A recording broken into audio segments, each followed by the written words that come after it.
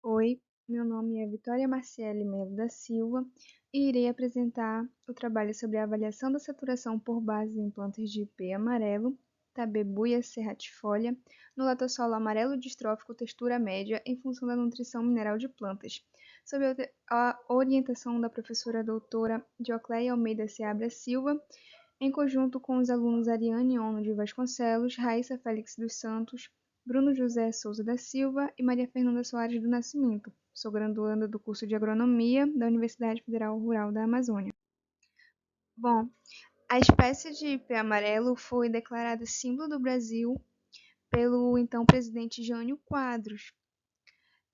Ela é da família Bignoniaceae, nativa do Brasil e normalmente utilizada em projetos de arborização.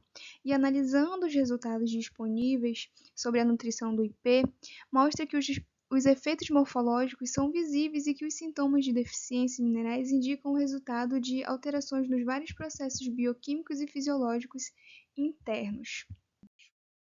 O objetivo desse trabalho foi avaliar a saturação por base em plantas de ipê amarelo no latossolo amarelo textura média em função da nutrição mineral de plantas.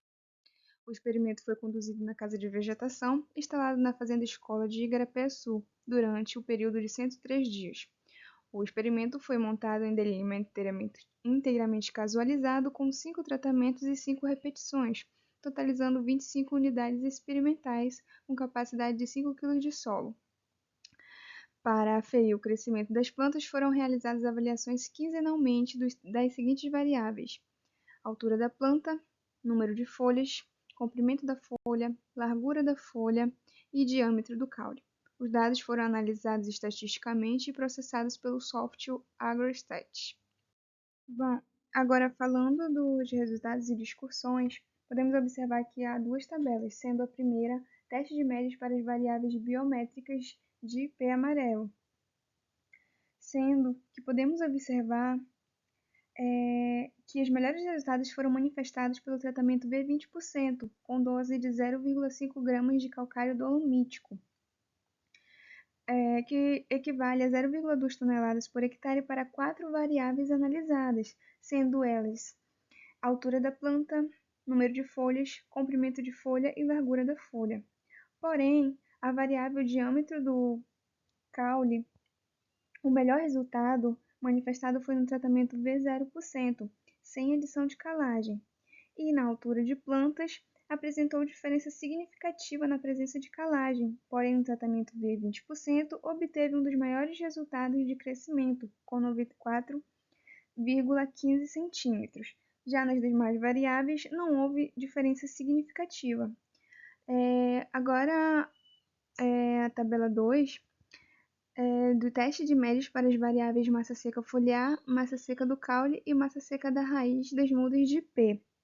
Os resultados apresentados nessa tabela mostram que houve diferença significante utilizando o teste de Tukey a 5% de probabilidade, porém somente na variável massa seca foliar teve uma produção satisfatória em função do aumento da saturação no tratamento V20%.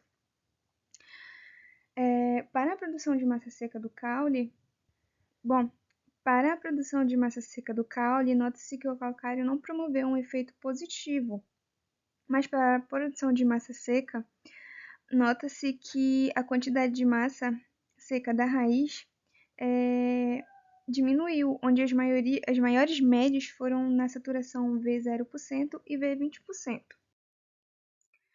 Para concluir, o pH que mais proporcionou os bons resultados para as mudas de ipê amarelo foi a acidez ativa e a acidez potencial, em doses de V20%, que ocorreram a 0,5 gramas de calcário, foi a dose ideal concentrada para o parâmetro biometria, e doses acima podem causar supercalagem. A calagem a V20% aumentou a eficiência dos nutrientes para a produção de massa seca foliar, proporcionando ao produtor redução de custos para a produção de mudas de ipê amarelo. Essas foram as referências utilizadas. Os agradecimentos vão para a Universidade Federal Rural da Amazônia, PROPED, PROEM, PROEX e para os demais colaboradores. Obrigada.